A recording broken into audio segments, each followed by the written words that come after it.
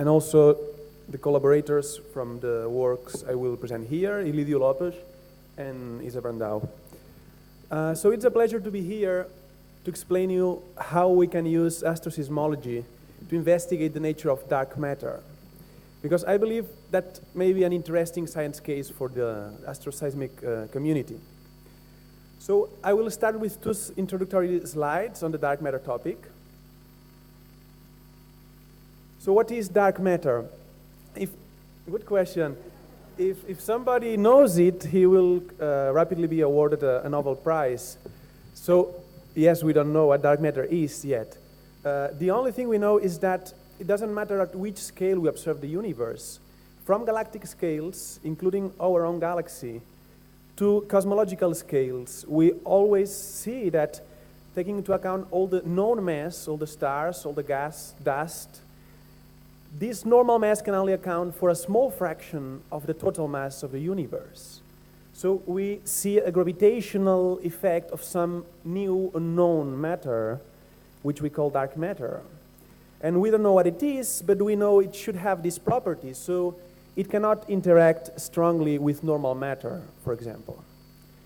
From the CMB, we also learn that the baryonic matter accounts only for a small fraction of the mass budget of the universe. So dark matter must be something non-baryonic.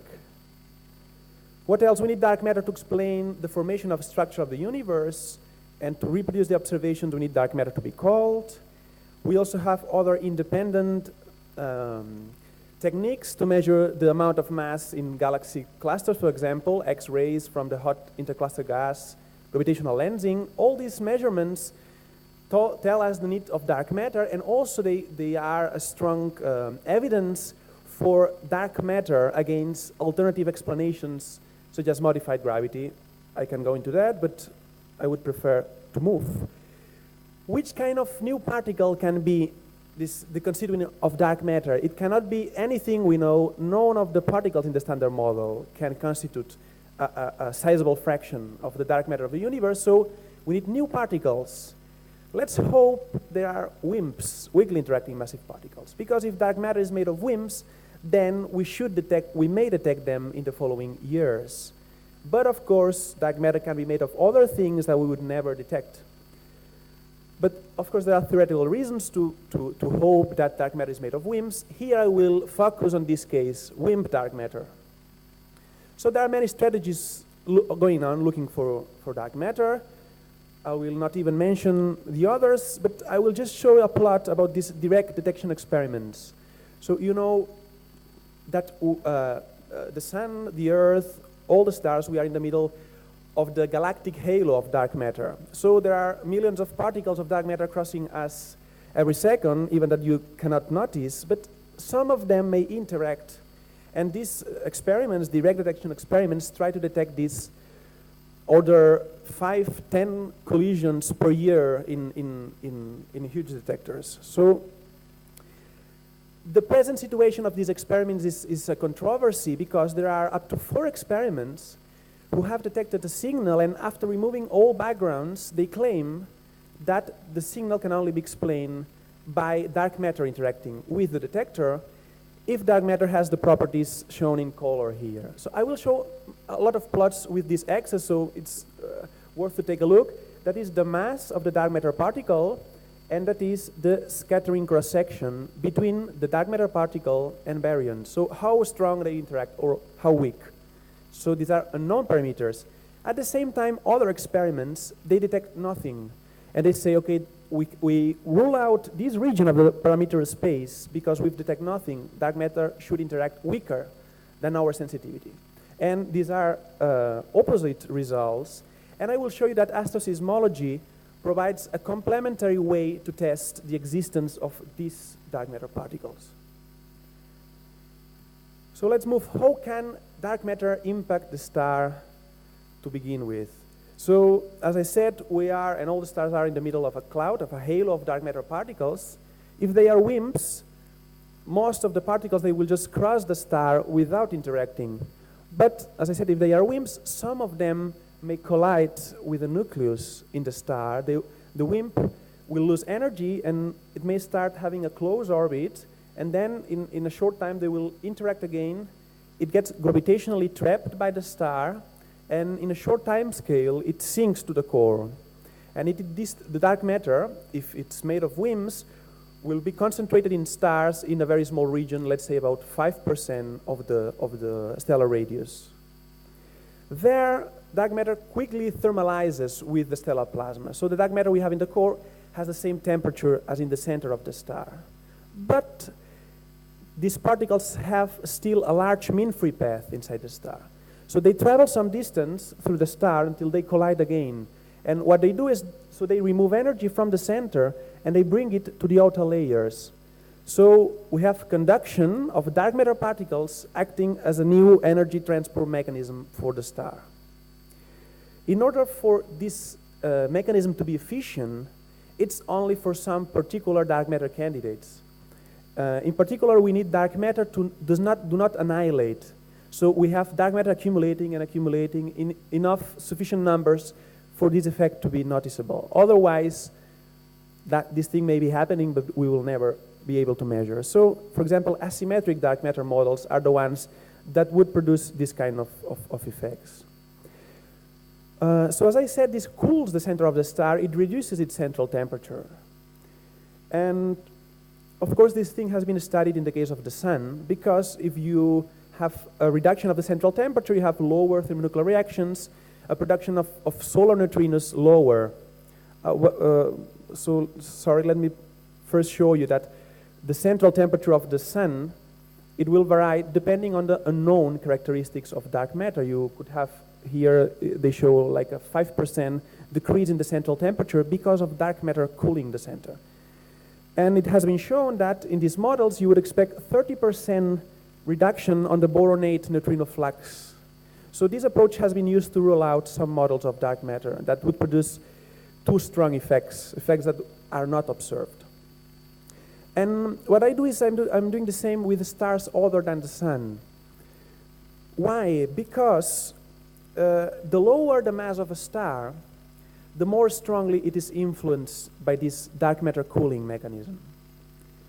So we studied a star observed by Kepler, and we found, again, this is the strength of the dark matter baryon interactions and the mass, and we found a reduction of 10%, more than 10% on the central temperature of the star. That is only modeling, and a related increase on the central density of more than 10%, depending on the dark matter particle characteristics. So how can asteroseismology help in detecting these hypothetical effects? So now only a slide to relax a little bit. So we did a brainstorming session 2 days ago. I don't know if you're familiar with this place. And after the wine tasting, some experimentalists in the session, they suggested, oh, so you may try to do some seismic, analyze the oscillations of the barrels, and if you are able to see if there is wine in the barrels, then of course you will be able to detect if there is dark matter inside the stars. So we did the test. I show you the results.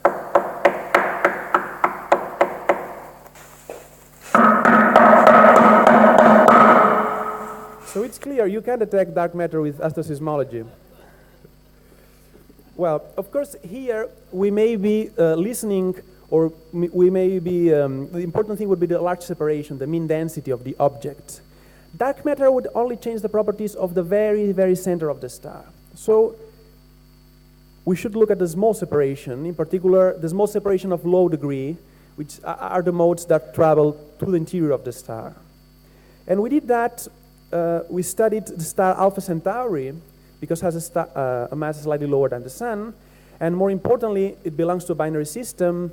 Its mass has been determined with a very high accuracy. As you can see, this very small error on the mass, so that helps in modeling. And we use the small separation as a diagnostic tool. So for Alpha Centauri, you would expect in the plots I shown, depending on the dark matter characteristics, strong changes in the central density. And what happens if dark matter interacts very weakly is the blue region of the plot. Then the models are able to reproduce the observed small separation. If dark matter interacts strongly, so there is a lot of dark matter cooling the star, then from the models I built, they are able to reproduce all the observations, mass, radius, luminosity, effective temperature, surface metallicity, and large separation, but they are not able to reproduce the small separation, which is sensitive to the core. And here you can see the 2 sigma line, 2 times the observational error, and I tried to grasp the uncertainties in the modeling, so how the small separation varies when we change this within the observational uncertainties. These are these discontinuous lines. So in this approach, we were able to rule out this region of the dark matter parameter space using an asteroseismic analysis of Alpha Centauri B. And now I will move to a different approach to constrain dark matter using asteroseismology, which is the fact that, you know, that stars slightly more massive than the sun, they are known to have a convective core. However, what happens if we have a lot of dark matter transporting energy from the center, cooling the center of the star? So this dark matter will reduce the temperature gradient in the core. So convection arises no more because dark matter is helping in removing energy from the center. So we found that in these ranges of masses, dark matter removes the convective core we expect in the standard scenario of stellar evolution. And first we look at the star which has been observed by CoRoT, and we found that depending on the dark matter properties, you would expect this star to have a convective core or to have a radiative interior. However, there is not a definitive detection of a convective core on this star. So more recently, we moved to study another star, this time observed by Kepler, which is the first one with a detected convective core. You can see in this reference here, there were several groups analyzing the same star. They all concluded that this star has a convective core. So we can rule out the existence of the models of dark matter that would remove the convective core in this star, because we know that there is a convective core in this star. So dark matter cannot exist with the properties that will remove it. We've heard a lot about this kind of things, the glitches introduced by a convective core. We have several parameters. We've used this slope of the ratios to detect the presence or the absence of a convective core in the models and compare it with the observations. You can check the reference here. So I'm using this slope, which is proportional to the amplitude of the glitch. So we modeled this star, and we built a grid with Sésame, letting as 3 parameters the mass, the metallicity, the H, the alpha parameter from mixing length theory, and also including overshooting with varying these parameters. So we tried to include all the standard mechanism that would produce this kind of effect. And then we selected from the grid the models that reproduce the observations of Duchera. This star is called Duchera, effective temperature, surface gravity, metallicity, and large separation. And we built several grids because we did it for the case without dark matter, and also we built the same grids taking into account the existence and the impact of dark matter particles so we took different models that are the ones that explain these controversial results I told you before. So we are testing these models of dark matter specifically here. We found that in the standard case without dark matter, you can see here the radius of the convective core. We had thousands of models with different masses, ages, convective parameters, which reproduced all the observations of Duchera, and they all had a convective core with this distribution, about 6% of the stellar radius. The yellow region is the convective core, the range of radius detected in this reference here. If dark matter exists with the properties of the first 2 models, we saw no modification, no impact on the star. However, if dark matter exists with the properties of this particular model, we found that all the thousands of models we selected that they reproduce the observations of Duchera, they reproduce the large separation and other things. None of them had a convective core. And now I'm going to see the seismic parameter, the slope, what happens. The yellow band is not very clearly shown, is this parameter calculated from the observed frequencies. Without dark matter, And if dark matter has not a huge impact, we can reproduce the observations. However, if dark matter exists with these properties here, you would have no convective core, and this parameter will be clearly away from the observations. So in this other approach, we use these ratios to rule out the existence of these particular dark matter candidates. So I've arrived to the end. My conclusion that I want you to bring home is that it's not only that asteroseismology can be used, but it has already been used to put constraints to rule out specific models of dark matter. And now let's just mention some future directions. More stringent constraints could be established if the oscillations are detected in lower mass stars. I know that is difficult. In particular, if they are in eclipsing binaries and we know the mass with high precision, that's what I would need to provide stronger constraints. Also would be interesting to look at the gravity modes in red giants, because they give information of the very center of the star where dark matter is having an approach. And the last point is more futuristic. Stars in particular locations can also help in telling things about dark matter.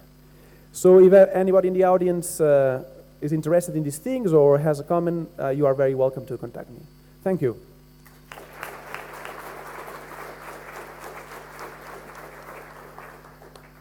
JJ?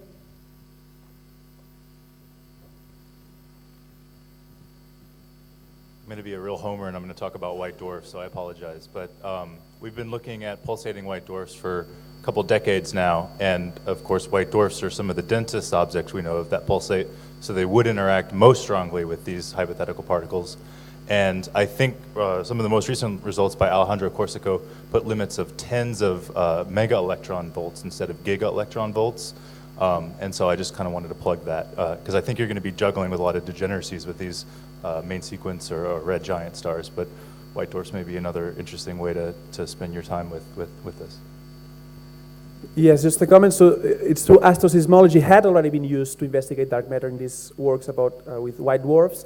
In these white dwarfs can prove different types of dark matter candidates. So what Corsico and Isern and other authors did was to prove axions, the mass of axions, because these axions could be produced in the interior of white dwarfs.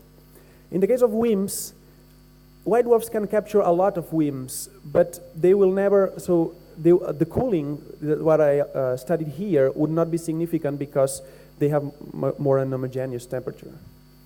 But so this limit you said on the masses is for another types of dark matter candidates, which are axions, and are very relevant limits too, of course. Aldo. Just a comment on this, the difference is that axions escape from the star, so they carry away the energy, whereas these WIMPs stay in the star, and so they just transport the energy within the star. So that is what has been proved with white dwarfs. Now, a general comment on this, or a worry in a sense, using the convective cores of these stars, which are very small, it's a very delicate issue because they depend on everything. For example, on the CNO abundances you have. So here you cannot use iron as a proxy for metallicity. So, for example, you can take paper by Magic from 2010 where M67 was studied in order to check whether the Asplund abundances or older Greves abundances were better or not. And the final outcome of that is that overshooting is so sensitive to everything else that unless you have an excellent control on all the other things, these convective cores, sorry, not overshoot, but the size of the convective cores are not really a good, are not something you can establish solidly from models. Yeah. Yes, so just a comment on that. So first, we are comparing stars which have a convective core of different radius and those that have a radiative interior, so the difference is bigger. And precisely this, so I agree that this is the more important thing. Our aim is try to include all this type of uncertainties to make our analysis more robust. That's why we change, and that's not yet here in this plot, but because it's work in progress, but we are including also changing the alpha, the convection parameter, and changing different parameters of overshooting. because we really want to include all the uncertainties in the standard physics. I will take a look also at this changing the CNO abundances if it changes that. But you can see already a spread of the radius of the convective core. So we have thousands of models with different standard input physics, and nonetheless, these ratios are, the slope is quite sensitive because the models in red have a radiative interior. Okay, sorry, Rainer, we really have to finish up. So let's thank Jordi again.